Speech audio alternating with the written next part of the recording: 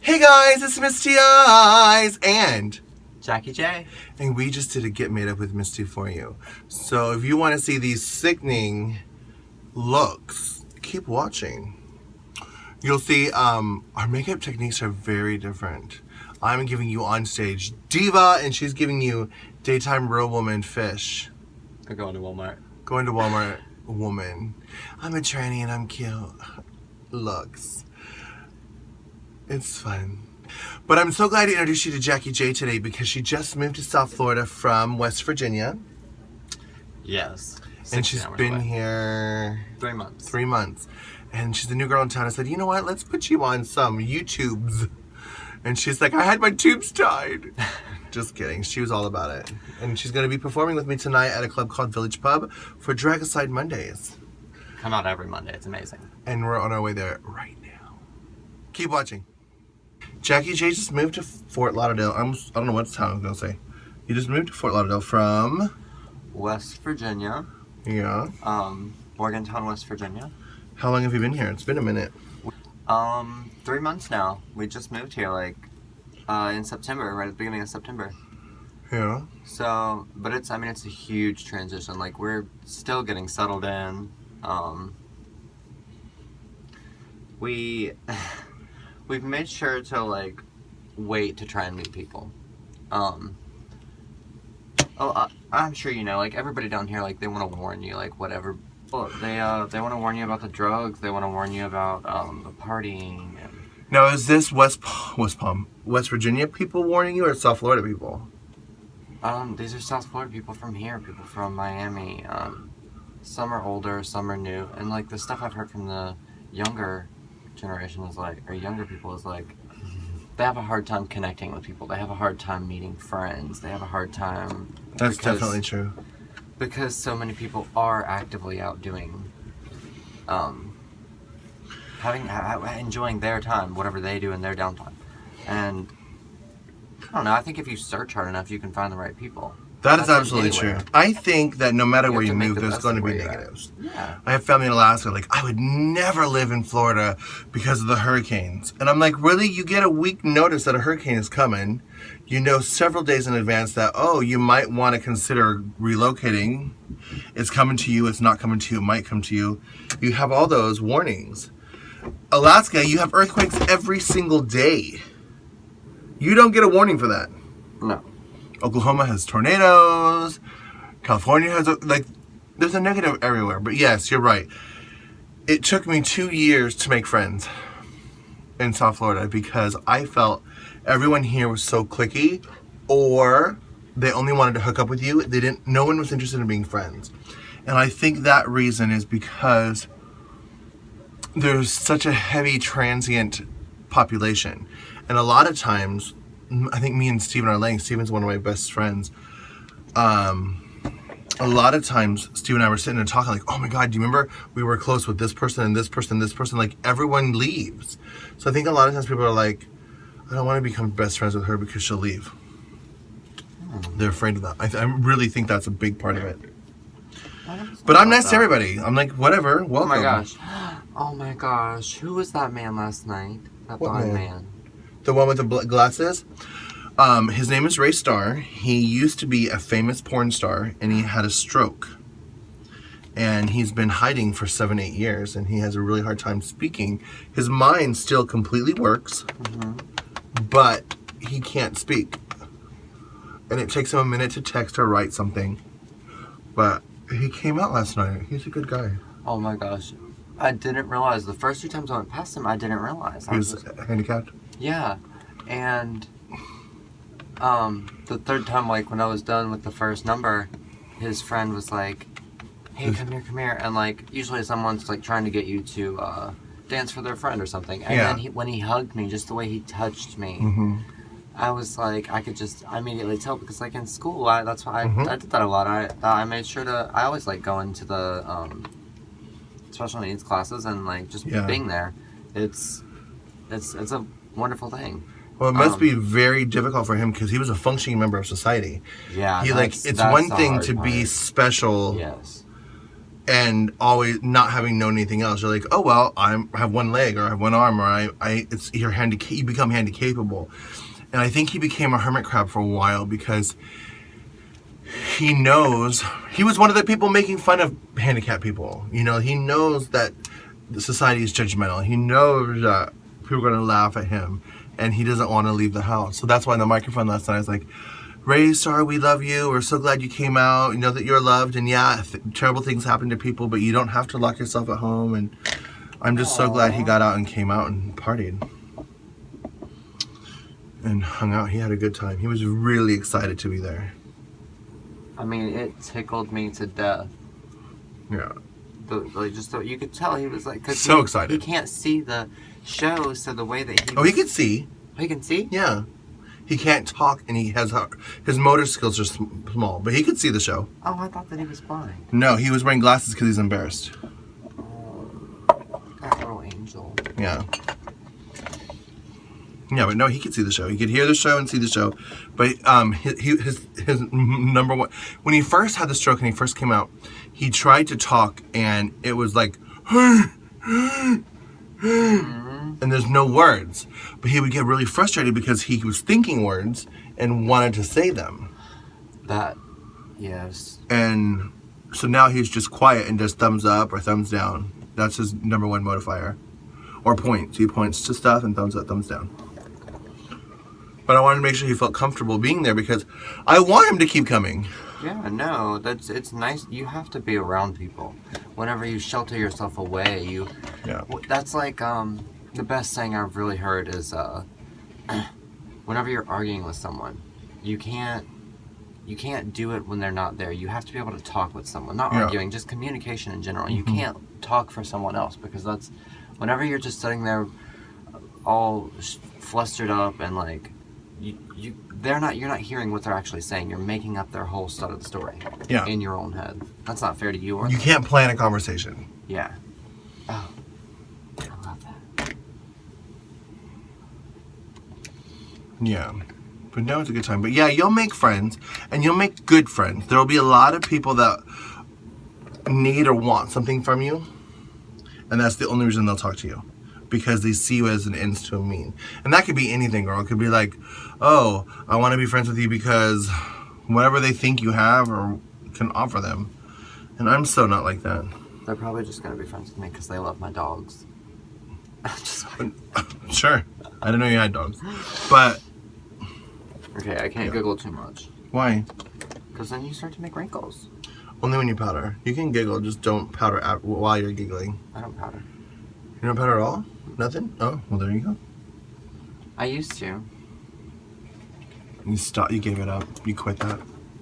I had to quit that. It was... Too much. It's hard for me. So how is life the biggest difference between West Virginia and Fort Lauderdale? Other than the fact that rural and city. Yeah. That's an obvious. Education, economy, diversity. Those are all things that West Virginia, struggles with? Yeah. Not just West Virginia, so many places. Yeah. Yeah. Oh, shit. Especially the South. Yeah, so you don't suffer as much homophobia here. No. And it's actually beautiful because I didn't, I like literally just discovered that I want to be trans. Like I want to live my life as a female. Continue my life as a female. Did you discover that in West Virginia? In June. Before you moved here? Yeah. Okay. I mean, I think it's something that had always been there, and it always been like, well, one day, like, if me and Brandon aren't together anymore. Yeah. But he supported you in this decision. Completely. Did that surprise you? Yeah. Yeah. It did. It takes very few gay men to stick with a woman becoming a woman. And it's leading to some of the biggest self-discoveries for me and for him. Yeah, I remember hearing you guys talk. I don't even know if I was actually speaking to you, but maybe we went out to dinner or something and you were talking to somebody else. And you were telling them that you and Brandon both identify as genderqueer. Yes. Explain that.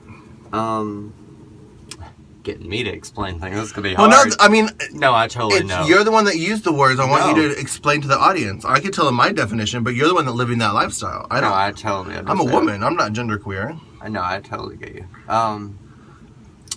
Genderqueer, basically, society has so many labels, and it's so, like, you, from one day to the next, yeah, you love who you love, but whenever you have to throw labels in there, it's like, whenever you're searching for them, for affirmation from others, that sucks. Like, my whole family, they're like, well, what does Brandon think about this? And I'm like, well, Brandon sees that I'm still me. I'm still me. I'm still the same person. And to be quite honest, he's always seen me in that same light.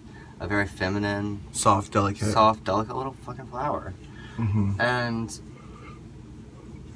everybody has. Yeah. But that's just not something they click in their head. So, being genderqueer is like it's not gender non-conforming. It's just saying... Because it's saying I'm different. I'm... Special. Deviating from the norm, because the norm is like the society that we have to live in. Mm-hmm. That's not what we as queer people actually live. Mm-hmm. I mean, like, being here in South Florida, this is a completely different feeling. Yeah. Just that alone, but it's genderqueer. Well, before I came out as trans, I think a lot of people identified me as genderqueer because I was on hormones. I've been on hormones for 5 years. I was on hormones. I was, had feminine things like acrylic nails. I had feminine lots of stuff. But I wasn't telling people I identified as female, so they just assumed I was genderqueer. Like, oh, she's androgynous, or... she's a drag queen that it's so much into drag that it spills over into her real life. And it's just easier to not conform to labels when you're in transition until you're able to pass as a woman or feel comfortable 24/7. So I think that's awesome that he's so supportive. But I was surprised when he also identified as genderqueer. That's the part that surprised me. So I feel like he and I have both came out around the same time. Gay-wise? Yes. Okay. Gay-wise. And that was 2010. And I did it when I was living in North Carolina and not West Virginia. And it was so much easier for me. He did it in West Virginia, and he basically... yeah, I mean, he had a lot of ridicule, but he was like, whatever. It's like, I don't care about you guys. He... had to be happy. Yeah, exactly. Yeah. And I'm living my truth. No, like, no matter what's said, it's just like, that doesn't change who you are. It's just said.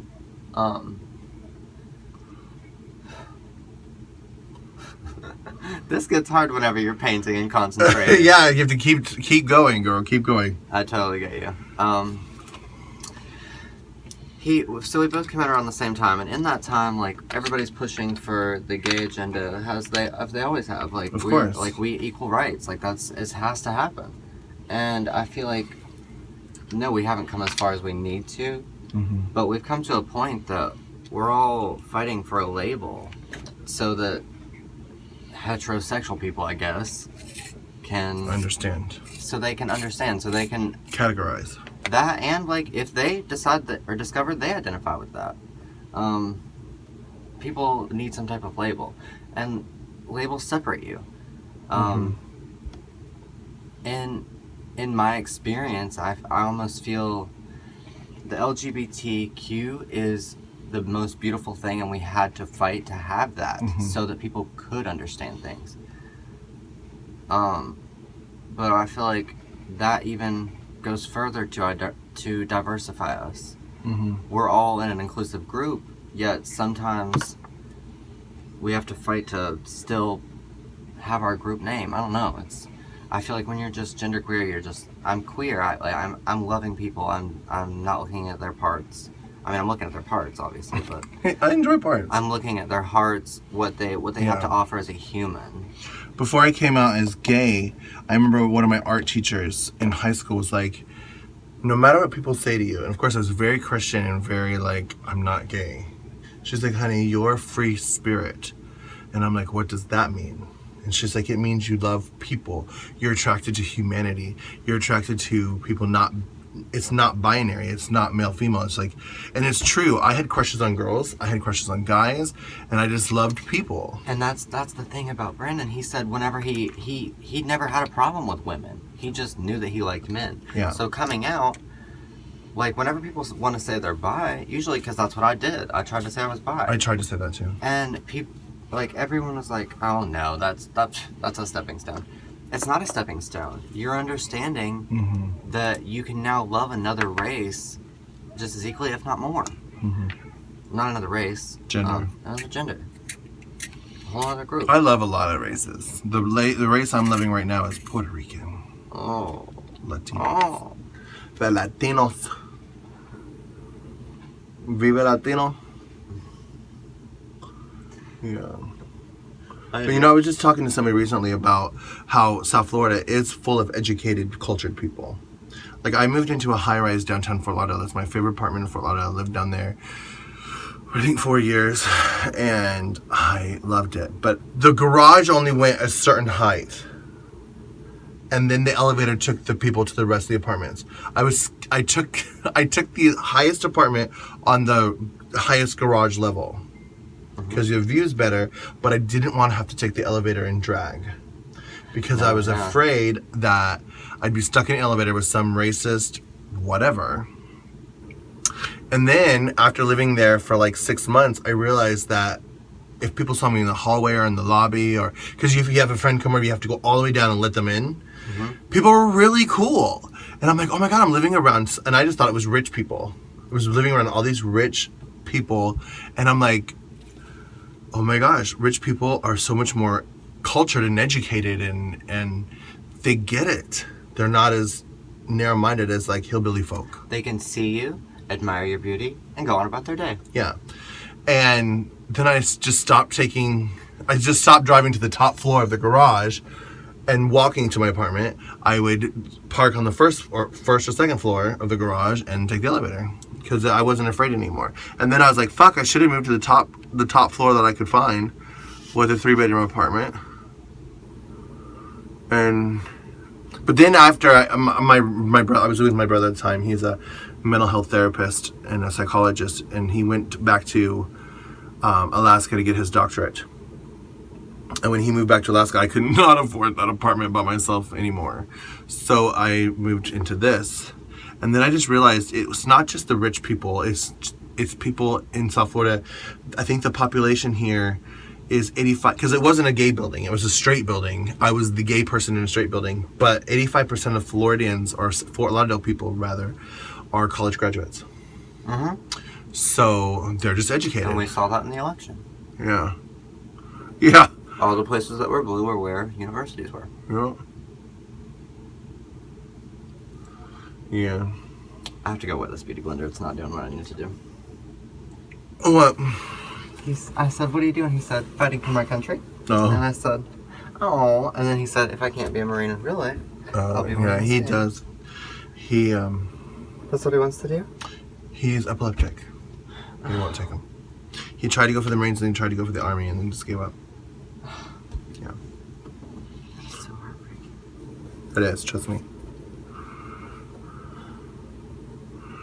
We're talking about my husband. He's playing Call of Duty on PS4. Yeah, in fact, after we got together, I learned this, and I tried to do some research as well. It's like, oh, what military branch? There's got to be some that accept epileptic people. He's physically capable. He is mentally capable. But they will not accept epileptic people, because if there was a war and he was shipped away and did not have access to medication, then he would have seizures, which is true. And they have to be, I think, 3 years seizure-free while not on medication before the military would consider him.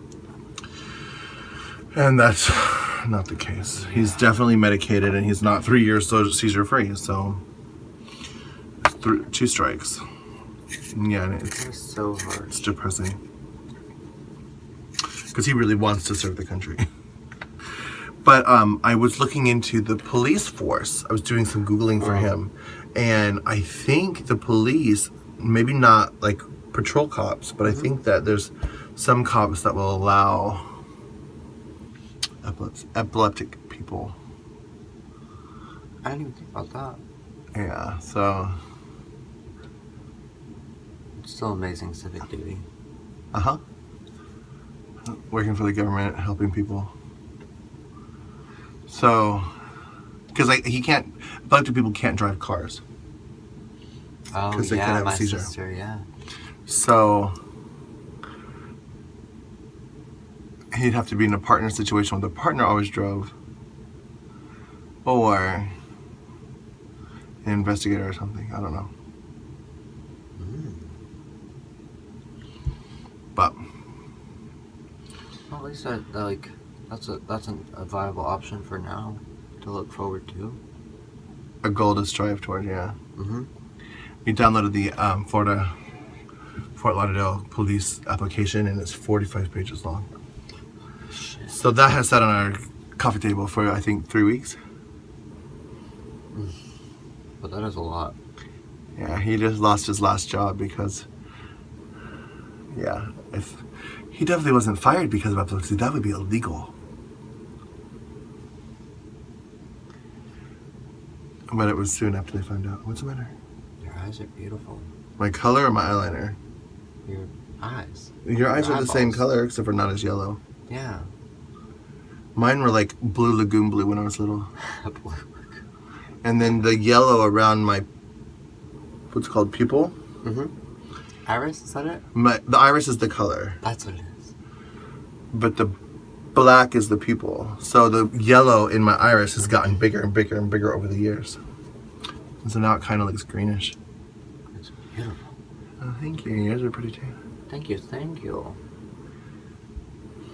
Girl, I've got all my pencils done and I'm contoured out of my mind, and you're still putting on foundation. No, this is contour. Okay, good. I'm just trying to should I slow down? No, you're totally Like I'm half finished. So I remember when you first came down to Florida, that's when I met you. You were on holiday. Holiday, what's that? Vacation. Yes. It's a European way of saying vacation. That's what Gaga meant. What? Get your spray tan on holiday. Yeah. Holiday is a European word for vacation. I never knew that. It's the proper English word. We use slang, vacation. Yeah, yeah, you're on holiday. And Europeans take holiday like sometimes weeks and months. Like they're on vacation for a month sometimes. We get like a week. Yeah, that's So America. so you see these Europeans here like at Lips. I'm like, how long are you in town for? And they're like, oh, we're here for 3 months. And I'm like, what? How do you take a vacation for 3 months? And go back to money. And then go back to money. Yeah. Or get paid for it. Yeah, I want a paid vacation. But they're like, yeah, we're in Fort Lauderdale for a week, and then we're going to Orlando for a week, and then we're going to Atlanta for a week, and then I'm like, what? I want to party like a rock star. But yeah, holiday. So I met you on holiday. You were on holiday. You have good memory. I do. And you know what else I remember? What? I remember I asked you if you were interested in taking hormones and if you wanted a trans doctor, and you're like, oh no, I'm not trans. Yep. So how did you discover? Because I saw you and I knew. I just knew. But I wasn't going to push the issue. I'm like, oh, well, she's not trans. It's like a little gay boy. It's like, you're gay. When you're ready to talk about safe sex and clubs, and let me know. I'll help you. I'm not gay. I'm like, okay, just know that I'm here if you ever need it. That's very much how I am. So how did you wake up one day and be like, you know what, I really am. Misty's right. How did that happen? Like, what discovery? Brandon and I were sitting there on the couch. I was sitting there, I was looking up this queen. She's, oh my gosh, her breastplate was beautiful. And I was like, babe, I want a breastplate. And he's like, do you really want a breastplate? And I was like, yeah. He was like, or do you want the real thing? yeah. Basically exactly what he said. Uh-huh. He said, or would you like to have tits? And I was like, I think your What? subconscious mind heard that he was accepting the fact that you might want tits. That's what he was saying. Yeah. And he vocally said that. Yeah. I was like, what? And he said... So he saw it in you too. Oh, yeah. And we had always said to one another, because, like, I'd always been like, babe, if you, like, leave me or you die, I'm gonna be a woman. Uh-huh. And it's just not, it's not something I'd actually thought through. Like, that when You never say made plans it's like for when it. you're drunk and you say things, like, you're actually, you might be joking from an extent, but you feel things. Well, every joke has 10% truth in it. Really? Otherwise, it wouldn't be funny. That's so true. Before I officially decided my trans journey to, like, actually seek out hormones and whatever, I would joke and say, I'm going to die with tits. Like, I'll have tits when I die. So it's so far away that nobody could judge you, but you could put out feelers to see how they would react. That was my thing. I'm like, I'm going to die with a pair of titties. Like, that's how I'm going to die. Like, it's a goal for a life goal, but not a tomorrow, not a next week, not a someday soon. And nobody freaked out. Nobody was like, really, Misty? Why would you fucking say that? You're a freak. I was like, oh, yeah, I could see that for you. And then I said it so many times as a joke that I was like, well, what if I really got tits? And because I knew I was a girl when I was little. Absolutely. Mm-hmm. But I was afraid that other people wouldn't accept me or see me as a girl. 100. Yeah. It's it's difficult to come to that realization whenever, like, my thing is, like, my mom always knew that I was different. Mm-hmm. And she passed away when I was like 5, or not 5, when I was 11. So, like, to not always have some type of family connection there. American tradition is like you need to depend on your family. What your family thinks is all that you need to go with. Southern American tradition, Southern mentality, especially. And at the end of the day, your family, they're either gonna take it or they're not. And sometimes it just takes time. A lot of times it just takes time. Mm-hmm. My family took 16 years. And that's a really harsh thing, but the thing is that they do. Mm-hmm. You go there beautifully, they love you, they accept you, and like it's a different day and age, and people are being woke every day. Mm-hmm. That's a term. Like, that's a good. I like that word, woke. Woke. I love that term. And there's so many different things to be woke about. Basically, just knowing human equality and human rights. Mm-hmm. Oh, you shared my thing today. About humanity. Instagram, I Instagrammed that. It said, race, human, religion, love, politics, freedom, birthplace, Earth. Yeah. And it's true. I saw that and I was like, that's so damn true. Because we focus so much, and especially in our LGBT community, as we were just talking about, we focus on our diversity, but we need to focus on our equality. And especially now that, unfortunately, we're in such a post-Trump era where it's okay to hate out loud. We need to remind people that it's okay to love out loud too. And it's our responsibility to love even harder, and it's our responsibility to love even stronger.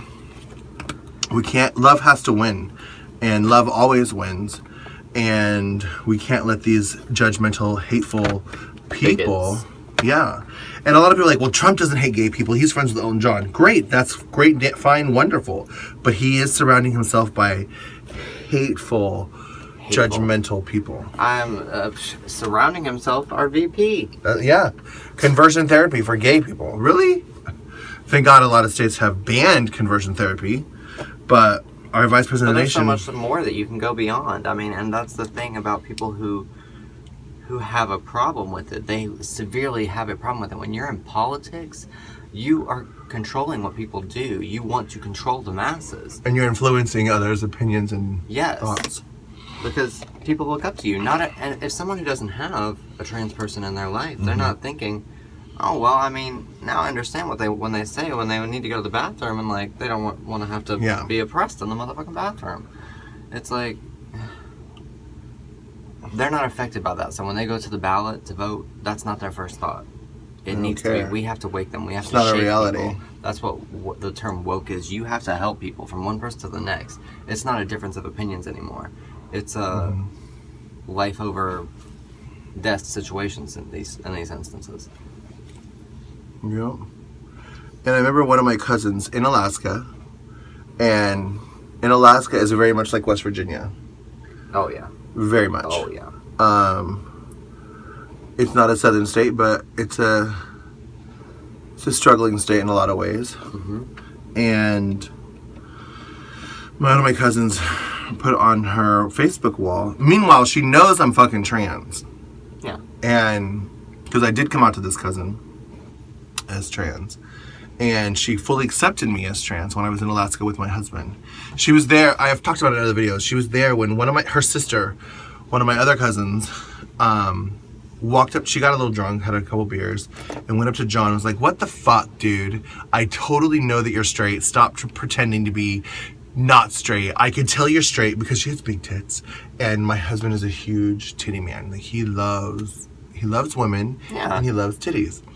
And I think he was like, kind of, I don't want to say infatuated, but he was noticing her. It's human. You're human nature. I look at big, huge, tall, muscle guys. I look at everything. That's the thing. When you're comfortable in your relationship and you know your partner can do that, it's looking. You are not hurting nobody. I'm very much in love with John, but yes, he was cruising my cousin Kelsey, and I think she clocked it. And she's like, "Dude, what the fuck is your problem?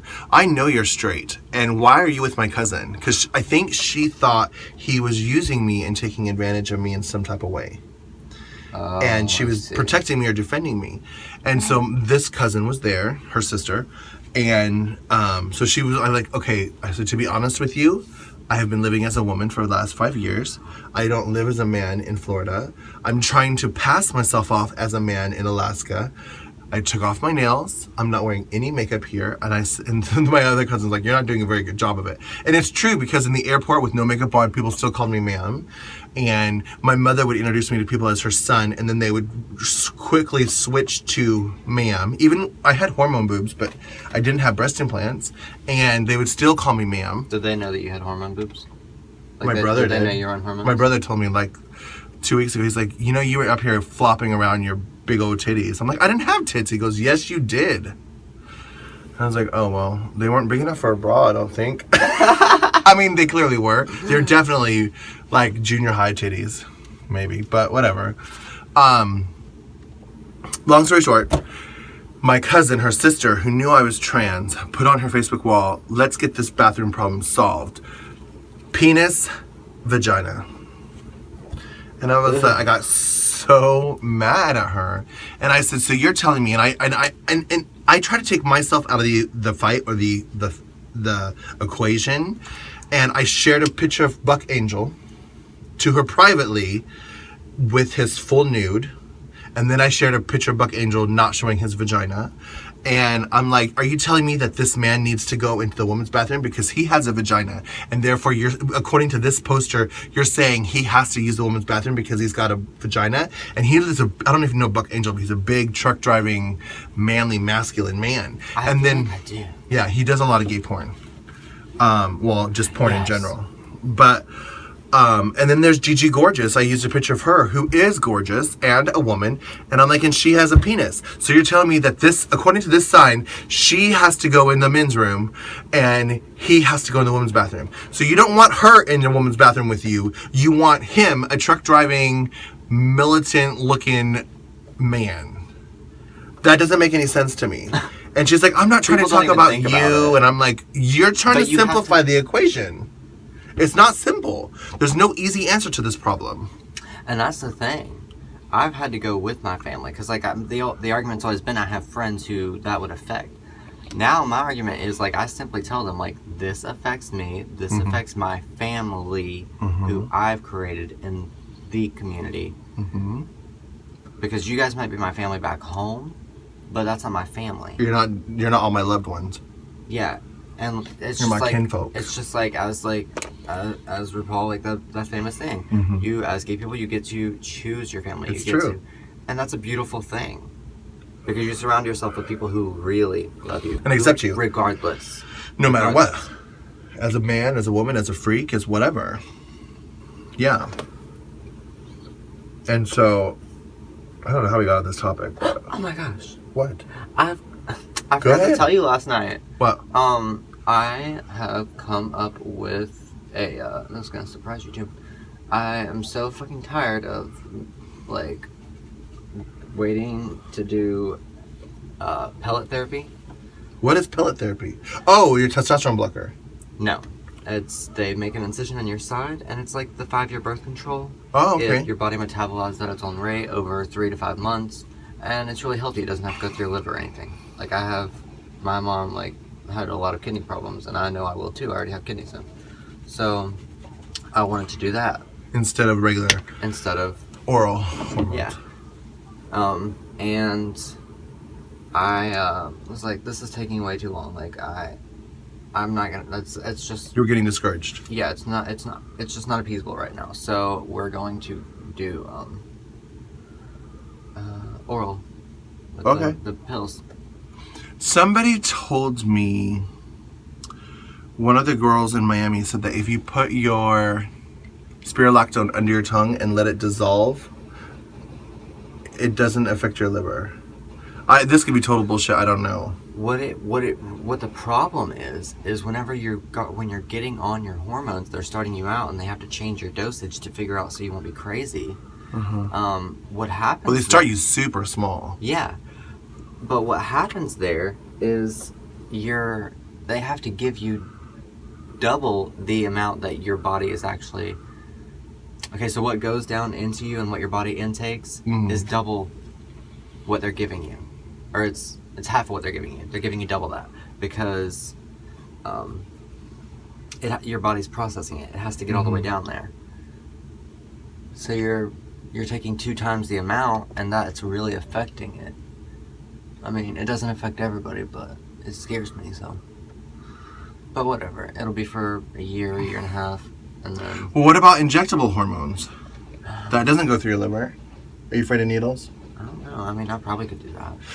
All you have to do is pinch your thigh, like relax your foot, and pinch your thigh right here, and inject it right there.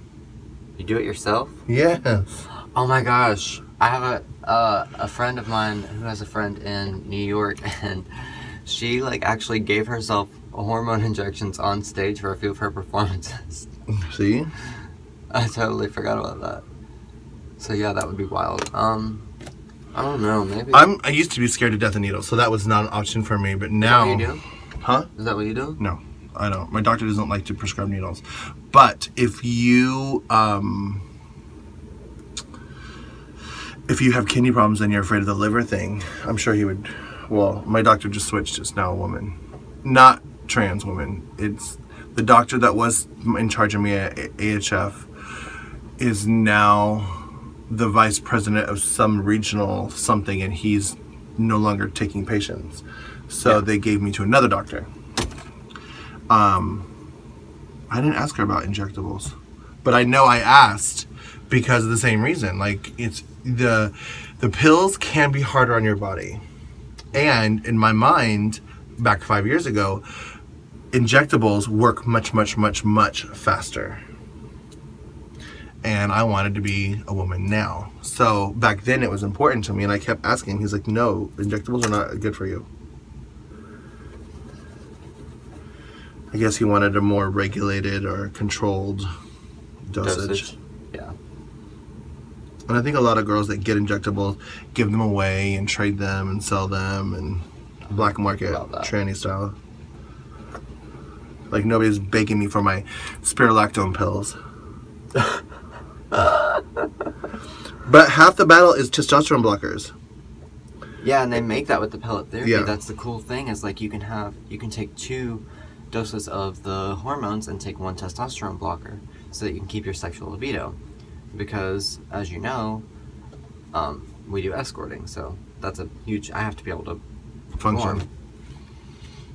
Yeah, that's right. And your first 3 months on spironolactone, bitch, there's no such thing as a boner in your life. Like, I remember the first 3 months, it was before I was, obviously it was many years ago, it was before I had a relationship. it was like, no, don't even think about it. It's not happening. But then, you don't have a sex drive, but if somebody's with you and does something to turn you on, you get hard. Because your body's used to the pills now. Mm-hmm. But at first, it's like, no. Do not pass go. Do not collect $200. No. It's very that. Girl, you're so far behind me, I'm trying to take my time. And I'm struggling with what kind of nose I want to draw myself. I've already changed it twice. Like, I did like a really skinny and then a ball. And then I'm like, ooh, looking in camera, that looks hideous. And now I'm going to like maybe do a super fine point, maybe. I don't know. Well, I had it a little lighter, and then I decided I'd go a little darker. Yeah. So you learned makeup in West Virginia? Yes, I did. Who taught you? Myself. Oh, okay. YouTube. There you go. I love Miss Fame, and her tutorials really helped me a whole lot. And then I just started doing it myself. Like, just started working with my own face, because everybody's face is different. You just have to know the general basics. Like, I wasn't sure what went where. I was scared, like, oh, I'm gonna do this right. Connect the dots. Yeah. Once you get it down, it's super easy. Yeah. Oh, freak. I was not supposed to do all that yet. I was supposed to put my highlight on first. You can do it later. It doesn't look as good when I do it that way for me. You're not as pleased with your results. Yes. One thing that I've learned in this art form, especially when you're running late to somewhere or doing something, you gotta get in, get out. If you're rushing and you fuck it up, it's okay to improvise. It's very much about the end goal in makeup. Like, oh, as long as it looks okay. Looks good. I'm like, I don't know. I like to call myself a perfectionist, but sometimes I'm way too lazy. Right. Me, I'm an OCD and a perfectionist, but for me, it's all or nothing. Either the house is completely immaculate clean, the CDs and the books and the movies are all alphabetized or categorized by suspense or whatever, or it looks like a tornado went through and fuck it, it's a mess, so I don't care. You know, like when I go down to clean, it's an all-day project. And I don't really have a lot of all days. So right now, Hurricane Wilma is in my living room, and kitchen, and bathroom, and bedroom, and this room. Bad. But I think as artists, I think artists are just messy people. You keep your shit around you. Yeah. You're gonna need it soon. And I know where it's at. Or close. Somewhere. Baby, my eyelashes are on the coffee table, or they're either there or in the kitchen. Exactly. Yeah. Brandon would be like, they might be on the silverware drawer. Which one? And I'm like, I don't know, both just go check places. them both. Yeah. It's very that, mama. It's very that. Oh, cool. Do you have a doctor yet down here? I do not. I have to get on insurance first. I don't have insurance. Really? Do I have to become a Florida citizen first? I don't know. Probably, right? And the only thing I have to do to become a citizen is get a driver's license. Yeah. But I don't know. I don't know that either. I've been avoiding that DMV. I saw the line outside one day and I was like, Well, make an appointment, girl. You can make an appointment? Yes. What? You don't have to wait in line. Adulting. I know, you do. It's so hard. Yeah, you can go and sit in line for 2 hours, or you can make an appointment. But yeah, once you get your Florida driver's license, it's all easy after that. You can do most things online. Like, my husband, I made him change his address when he moved in here. The next thing I have to go to the DMV for is my sex change. I'm going to change my gender marker. Is But I haven't got my letter yet. Is Misty Eyez your name that you're going to... No, I'm just going to change it to Misty, my first name, and then my last name. Misty Dakota Mel? Yep. I the other day, like, I was like, I really don't want to get rid of my first name. I was like, I kind of want to put it as, like, Jackie Austin J. Yeah, well, fortunately, I drive Uber. Unfortunately, Uber does not allow you to change your first name. It's on your driver's license, that's the name you are. So people are like, hi, are you Dakota? It won't let me put Misty. But, fortunately, my first name is androgynous. Yeah. Because it used to be a big, hot, manly, masculine name. And then Dakota Fanning came along, and then Dakota Johnson came along. And I'm like, okay, it's gender neutral now. But that's weird, because they'll take manly names like Spencer, and now girls have it. Oh, I love that name of a girl. Oh, I love it. And then they'll take really girly names like Tracy and Stacy and make boys with them.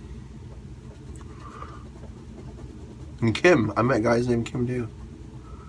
Really? Uh-huh. Usually Asian guys, but still guys. Yes.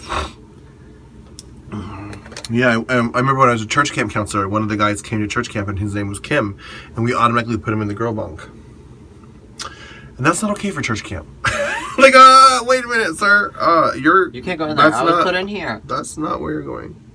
So we had to quickly do a little switcheroo. Because we misgendered him based on Kim. Like, I think it asks on the application if you're a boy or girl, but whoever was doing the sorting didn't look. Just saw Kim. Boom. Oh, she's a girl. Problem solved. But yeah, I remember when I used to do the phones. I used to work at, I went to Oral Roberts University, and I used to work in the admissions department for student work study. The work study program. And I used to work in the admissions department, and we'd have to call people or answer the phone. And I would try to put on the most masculine voice I could. But like, hello, this is Stacy from Oral Roberts University. Like, I totally changed my name to Stacy when I worked there for like a long time. I love it. Because I knew I wanted to be a girl, and Stacy's a girl's name, but it's also a boy's name. But back then, Dakota wasn't a girl's name, so.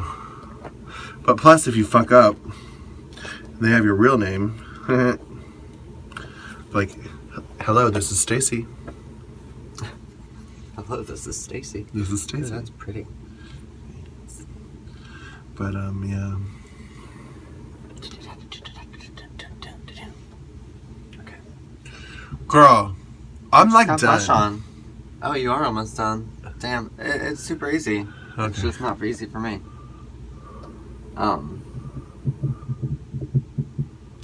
Luckily, I'm not doing a whole lot more. Not even doing eyeliner, really. What kind of look are you doing tonight? What I did last night. Just kind of, it's dark, but it's like, I mean, it's not dark, it's shadowy, but it's, just not heavy. And I don't have any liner. I mean, I have liner, I just don't want to use it. You're not wearing. Yes, that. That one. I'll take that one. We'll take that one for 300, please. Well, I momentarily had a black eyeshadow, so lately there's been no black eyeshadow on my face. And that black and white was like all my eye makeup for like ever. Black and white in some random color. Oh shit. It kind of makes you diversified a little bit, I guess. Yeah, and I went to get more black and they were out of it. I'm like, are you kidding? And I only like to get it at certain places, so I'm like, you know what? Fuck it. No black. Beard is coming through tonight. Is it? Yep. Are you wearing Real Girl foundation? Yeah. That's fine. Well, it's also because I shaved yesterday and I couldn't get close enough shave today. Like, last night it was fun. Yeah, after you start taking hormones and getting laser hair removal, the Real Girl foundation works. But unfortunately, you still need drag makeup right now. Yeah. Stage. Yeah, that was a big thing for me. I could switch to Real Girl or no makeup. I go out all the time with no makeup now. But for like Thanksgiving or Christmas or an important event, I'll put on the Real Girl. Like, I'm fish. Right now I'm using, this is so embarrassing. My Real Girl foundation is Maybelline Fit Me Maybe it's Woman. And I have a full bottle, and I've had it for a long time because I honestly like don't wear makeup. How long have you had it? I'm in it, like maybe a year and a half, 2. It's What's the point of Florida. laser hair removal if Yeah. you have to wear foundation? Thick, cakey foundation. It's South Florida too. That shit's hot. One of my girlfriends just got her tits done. Her month is, this week is her 1 month. And she's like, bitch, I be sweating under my titties. And I didn't notice it, but today I was like, fuck, I do too. Under my tits are wet. I was sitting there today at dinner, I'm like, whoa, I got some boob sweat. Welcome to That's Florida. hilarious. It's disgusting. Not hilarious. I mean, it's not too disgusting. It's just a bodily function. I'm a hippie, so not much disgusts me. She's one of those radical fairies. So this is probably gonna sound crazy, but like, sometimes I feel like, I mean, it's probably just from losing my weight and stuff from like being a vegetarian, but sometimes I feel like my body is producing natural hormones at a faster rate than what it normally did. Well, Bodies do have hormone, or have hormone in them, right? every male has male and female hormones. Yeah, that's what I was But thinking. I just wanted to make sure. I do believe in mind over matter. Granted, I don't think that you can magically say, I want a third arm and it just grows. No. There are limitations. But if your body naturally desires... It's like whenever you think you're pregnant, you can lactate. Uh-huh. Exactly what I'm thinking about. It was. Oh, okay. I was like, that's what you want to lactate? No. That was the example I was thinking about. Like, for example, you can't grow a third arm, but I've heard of stories of people desiring and wanting to be pregnant so bad, they just start lactating. Not men, but women. Yeah. Like, that can breastfeed because they want children so bad. Their bodies, they're mind over mattering it. It's kind of like your pain. Like, if you can think to yourself, like, you've been through much more pain, it's not as harsh. Yeah. Placebo effect. Mm-hmm. Well, no, placebo effect. No, not is placebo, yeah. Placebo is when they give you a sugar pill and tell you they're on the right pill. Yeah, that's right. And you're not getting the real medicine. And they want to see if the real medicine actually helps people or if it helps you because they tell you it's supposed to help you. That's a placebo. Yeah, because before I met John and I are both HIV negative, thank God. And before I met John, I was very, very, very sexually active. And I went on the PrEP, which is Truvada. It's an anti-HIV prophylactic. It's kind of like a condom inside your body. You take it daily. It protects up to 94%. Yeah. And you have to take it every day at the same time, blah, blah, blah. Anyways, I don't have insurance. I don't have money. And I was like, yeah, can I be a part of a case study? But if I'm a part of this case study, I need to make sure that I'm not taking the placebo. Because I wanted to make sure that I was, like, getting the real pill. Is that something they would do? Yeah. I was on it for 2 months. Well, no. 2 years. Well, I don't remember how long I was on it. I was on it for a while. A few months, maybe a year. I meant they would actually give somebody the placebo one? Yeah. Well, that's a case study. Oh my God. I didn't know if they would I don't know if they would do a case study with HIV medications and putting you at risk. But I still use condoms. Yeah. I just did it as a second extra condom because I've been in situations where guys, you know, they get off, and one of my immediate things that I do after sex is I would reach over and grab the condom and take it off for them, and I would throw it away because I don't like when people put it in my toilet because then it clogs the toilet. So I roll in toilet paper and put it in the toilet or in the trash can. And I remember a couple times I'd reach over and grab the condom, and there was no condom. Oh my god. Then I'm like, fuck. And if they're wearing a condom, I would allow people to come inside me. And then it's like, then you're having this heart attack and you have to go get tested right away. And right? Oh my gosh, that's the most terrifying feeling. so then that's when I was like, you know what, I'm just going to get PrEP. I would still wear condoms, but if there was a scare, I wouldn't like be freaking out because of it, basically. I know that's scary. That is so, terrifyingly scary. Yeah. But as a very sexually active person, you're at a much higher risk than other people. Oh, yeah. You just gotta take this, you gotta respect yourself and protect yourself.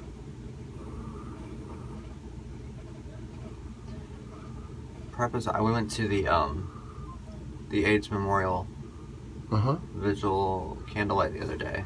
For AIDS Day? Yes. Yeah. And, of course, I'm a Virgo. I don't know if you know that. But I cry all the time. And you're also a woman. Yeah, I just cry all the time.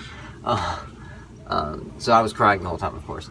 But for them to hear people say, I am AIDS beautiful, it was just like, it's so beautiful that we're in a day and age where we're educated on these things. We know that it's not an end all be all. Yeah. Life is still beautiful. I do. Hi, kitty. And PrEP is like an amazing, amazing thing. I felt her. She's over here, like, touching my flip-flops. I remember when I was very young, HIV was the end of the world. You were going to die. That's just it. Like, you're welcome. Goodbye. Don't even swim in a swimming pool with me. And people would get very discriminated against because they don't want you to serve their food. They don't want you to cut their hair. They don't want you to do anything. Like, don't touch me. Don't sneeze on me. Don't nothing. It was very, very, like, things weren't discovered. So I've been very involved in HIV education, and since before I became sexually active, I knew people that died of HIV. So thank God I've always been a respect yourself, protect yourself person. But yes, we do live in an era when you can function and live a very long life, HIV positive. It's no longer the end of the world. But you still need to respect yourself and protect yourself. Yes. There's no reason. There is no reason in this day and age that someone should not be protecting themselves. And it's not just about protecting yourself. If you don't get tested often, you can't promise your partner anything. Even if it's just a one-night sexual partner, you can't promise them anything. If you're being unsafe. Yep. It's very sad.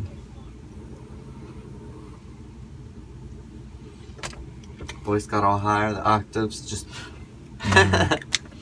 You're Damn, passionate. Misty, you're so quick. My face? Yes. I'm done, girl. I just gotta put on eyelashes and lip gloss. That's it. There.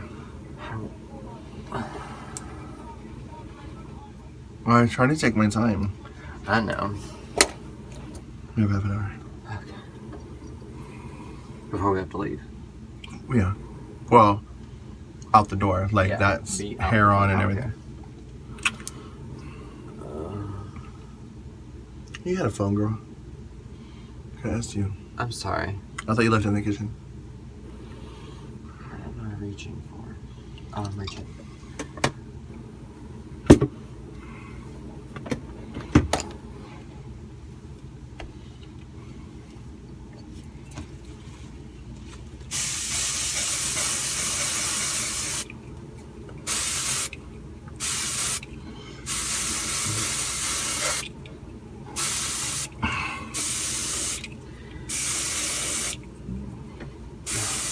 Oh my god, this is almost gone.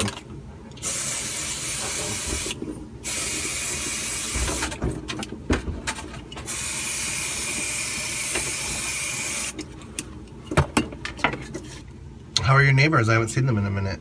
Are they coming out tonight? I hope so. I tried to talk them into.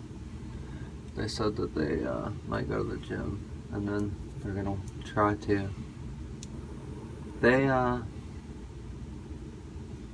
just work a whole lot, so we don't really get to do a lot with them. Yeah.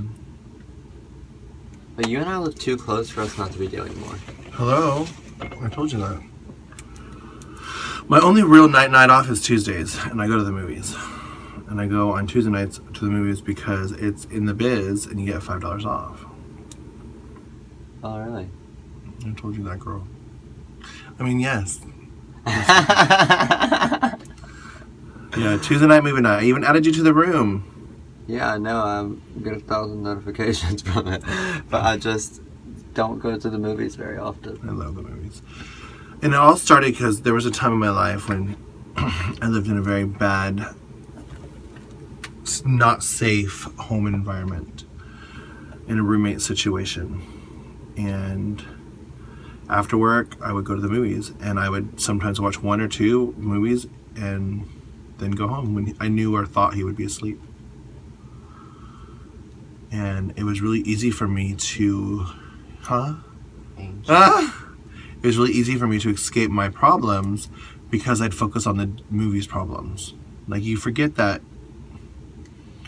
you know, whatever's happening in your life. You can focus on, oh my gosh, is he going to catch her? You know, there's fantastic beasts loose in New York. Are you going to find them? You know, like, you get all excited and you focus on other people's issues and problems. And that's been my escape. And I just love movies. So I go literally every Tuesday, unless I have a previous engagement that I must do. But yeah, so then, and in our environment, in our field, as entertainers, we're so much in the nightlife and in the club life. I wanted to create a thing for something to do in the daytime with people that you actually like being around. Especially our coworkers, but not just our coworkers, our friends that we don't get to hang out with in real life. Because you can be bar acquaintances with people, but when you go to dinner with them and a movie with them, well, you don't talk during the movie, but when you go to dinner with them, you learn things about people that you never knew. Like, oh shit, girl, you're cool. Even though you're friends, you become better friends. Yeah. Yeah. I need to make it a point to come. That's bad of me. Good. All right, so at this point in the show, I'm going to have you pick a question. Any question. Okay. If it has an R, then I already recorded it. So don't pick that one. And we'll answer it together. So obviously pick a question that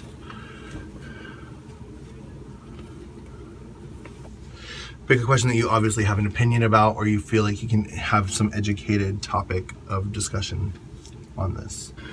Hey guys, it's Misty Eyez and Jackie J.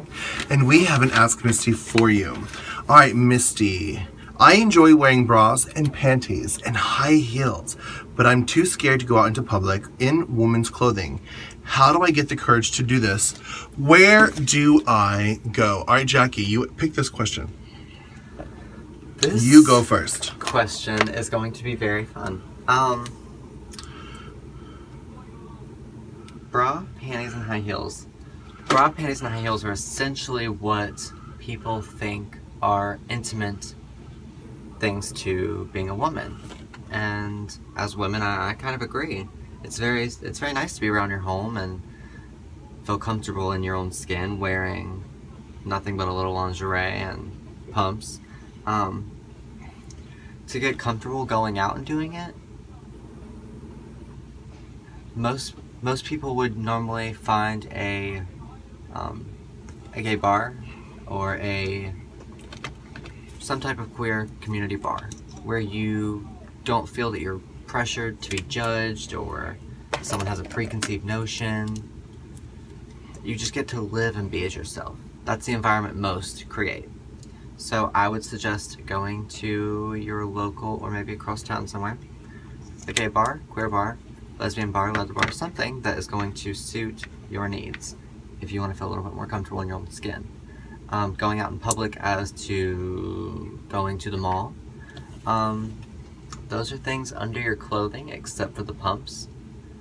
I think the intimates, I know many men who just love wearing women's underwear. I did for the longest time. And it doesn't always mean something. Society might tell you that it means this or this or this. Feel comfortable in your own skin, and then you can learn to do it everywhere. What do you think, Misty? All right, well, I agree with Jackie. The thing about most people live their entire lives before they realize what turns them on, before they realize what they like.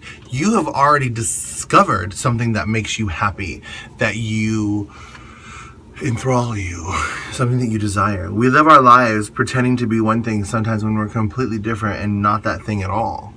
So congratulations and kudos to you for discovering something that you desire, even when it might not be socially the norm.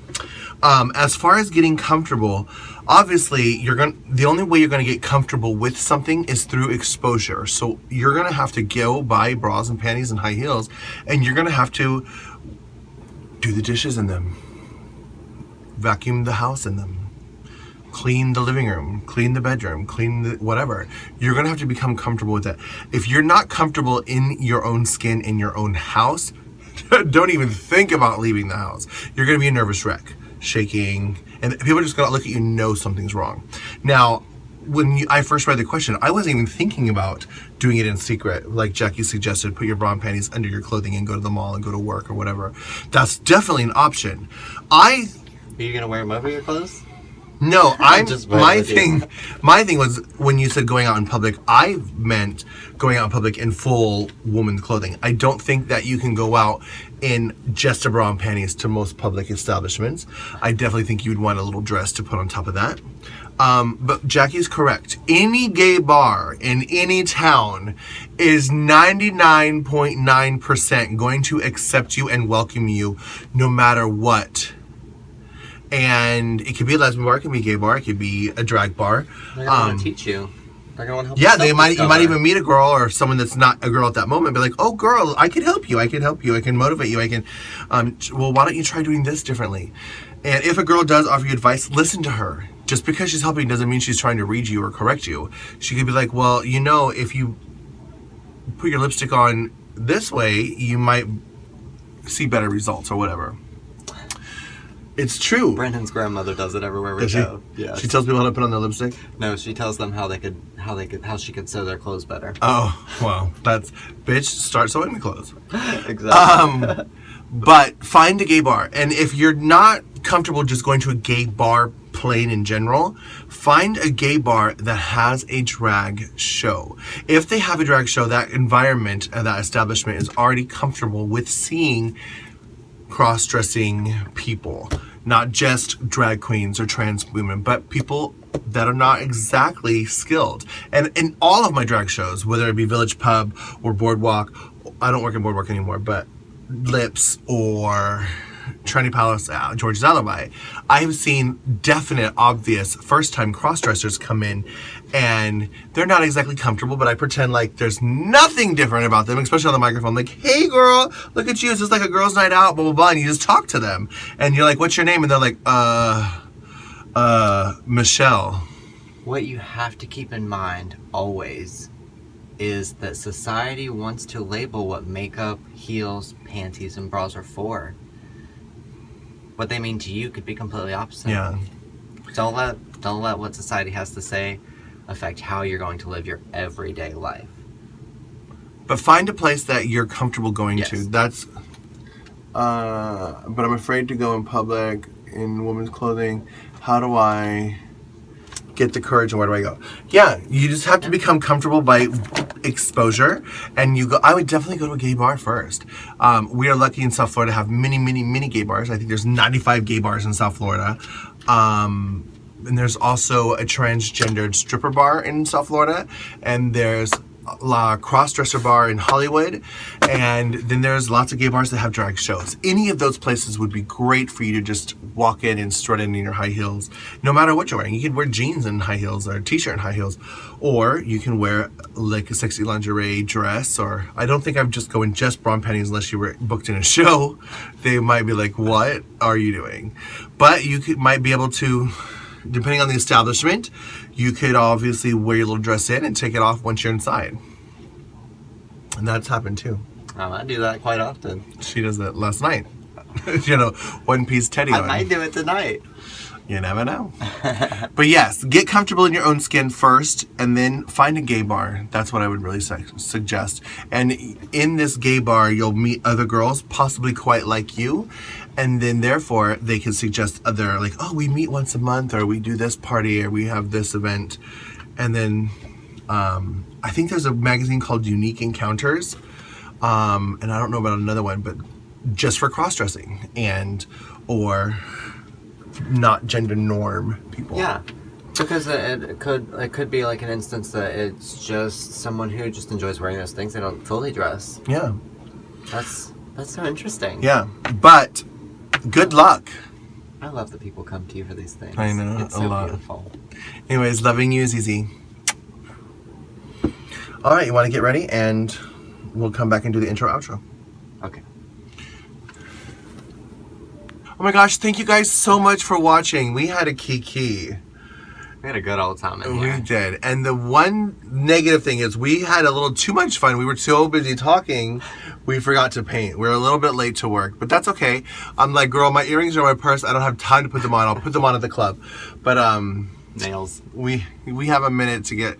We were a couple minutes behind schedule, but that's okay. We wanted to do you an amazing video, and you obviously have appreciated it. So Jackie, tell all my children, how to find you. Facebook, Instagram, Twitter. You can catch me on Facebook, Instagram, Twitter, Snapchat. All of it is Jackie J XO. JACKIE. JE or JAE XO. Yes. And I'll put all the links here for you to watch and see. But thank you so much for watching us today. Have a safe holiday, and loving you is easy. Thank you, guys. That's it. Ta-da, done.